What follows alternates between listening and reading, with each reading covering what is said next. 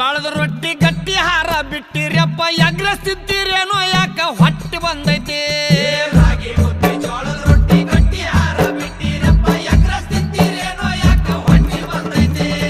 ಕಾಲ್ ಕೆಟ್ಟೈತಂತ ನೀವು ಕಟ್ಟಿ ಮೇಲೆ ಮಾತಾಡ್ತೀರಿ ಕಾಲ್ ಕೆಟ್ಟಿಲ್ಲಪ್ಪ ನಿಮ್ಮ ತಲೆ ಕೆಟ್ಟೈತಿ